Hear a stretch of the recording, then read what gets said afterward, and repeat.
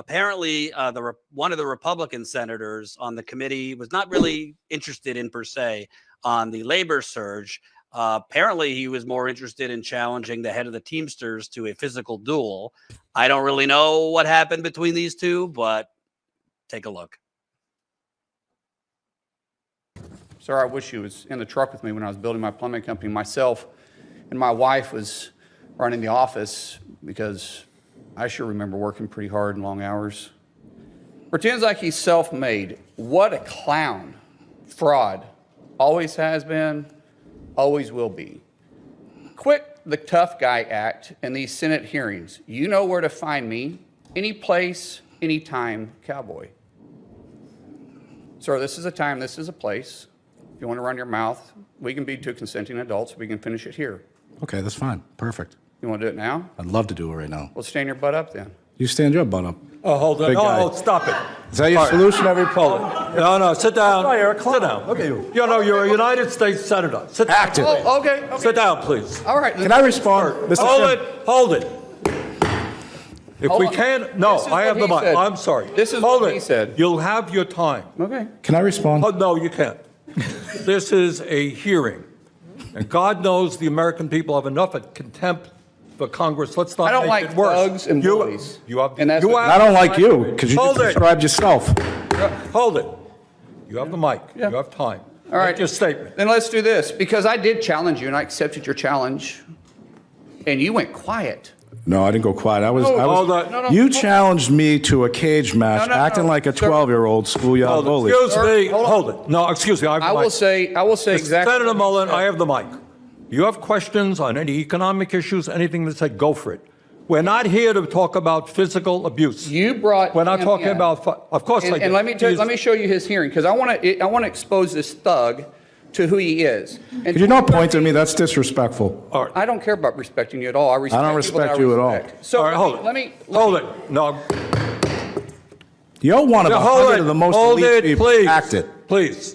All right. This is excuse me. Mm-hmm. This is a hearing to discuss economic issues. All right. If you have questions for Mr. O'Brien or anybody else on what he has said, go for it. I mean- But we're not here to talk about fights or anything else. If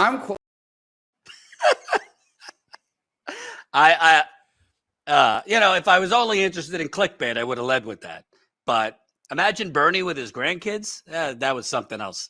Has nothing to do with what we've been talking about, but it was just entertaining to see. I guess the Teamsters had previously messaged the Republican shill some unkind words, and the Republican shill wanted to make hay about it. But there was Bernie, who, whether you're mad at Bernie or not, there's plenty to be upset with Bernie about these days. I did enjoy that.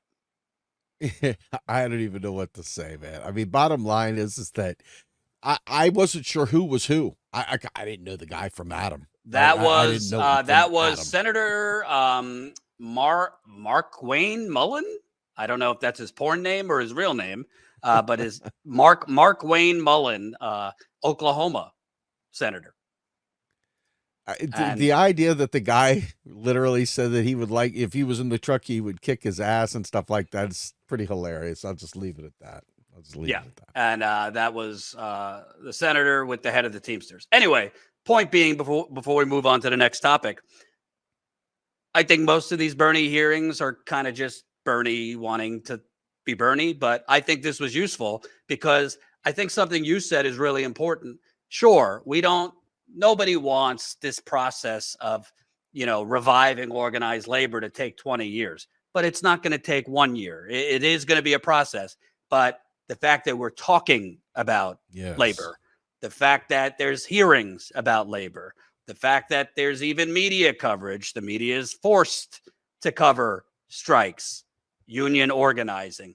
That is a significant improvement over, I would say, the last 20 years where we've all been in the wilderness. It's fucking essential. I mean, the sad part is that clearly we know this isn't enough. Clearly we know this is not good enough for all. Everybody didn't win here, right? In the, like, right here, right now sense. But it is absolutely imperative that we start by building that, get that motion going, get that freaking turbine going here. Because without us moving, without us actually talking about this stuff, people are just, I mean, no offense to people. I mean, I'm people, right? But you start just being a lemming. You just sort of bounce in the walls. You just go with whatever's going on in the world. You see it, but people bouncing from topic to topic and jumping around and not staying focused. This is a focusing act.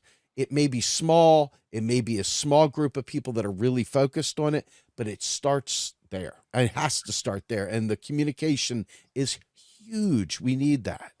Well, I think what's also going to be essential, and we always talk about this with electoral politics, that you can't just organize during election year or the year before election year. You got to be organizing all the time. From what I've seen, this new UAW leadership is not going to just kind of take off now, because not that they have not officially, approved the deal, but it does not seem they're just, once the deal is approved, gonna, wait till the next contract. It seems that they're going to continue organizing, trying to build UAW, make relationships with other unions, and plot the next potential strike to be even bigger. And that's what you got to do. It's tiring, it's exhausting, but you really can't take your foot off the gas, because you're up against a much bigger beast in these corporations. You nailed it. You nailed it. This is something I try and tell my own team. People pick up your energy. If you're kind of only tipping your toe in and only showing up sometimes, and you only kind of 90% of your time is focused on having fun in the capitalist system, the other 10% is your hand going up in the air, yeah, fist in the air, blah, blah, blah. That isn't going to hold any water. And when it comes to these kinds of things, it's the same exact freaking thing. It's going to be a lot of work. The people that we're up against, it doesn't matter whether we like it. It's true. They are paid enough to live well to literally suppress labor. Your enemy is earning a paycheck to block you from living your best life. So that means you, sadly, have to voluntarily do the work necessary to overcome, or you just are a cuck and bend over and take it. You have to be willing to do it sans the paycheck. And it's tiring, it's difficult, but you know what though? If you're serious, and you know people if they're serious by the level of effort and where their mind's at, where their focus is at, what they're reading, what they're doing, okay, with their time. And if they're only doing the thing that gets you over the hump with this stuff here and there, nickel and diming it, but the rest of the time is spent elsewhere, not even thinking about this, distancing themselves from the struggle, then they're a fraud and they're not really doing anything of value. We need people to start adding, hey, I put 10 minutes into labor struggle today. Now I need to put 20 minutes in. It's like we need to add that and keep gaining muscle memory for how to fight the fuck back. And it's not going to happen bitching on social media. You've got to literally start plotting and planning and building. And if you don't do that, expect nothing else to change.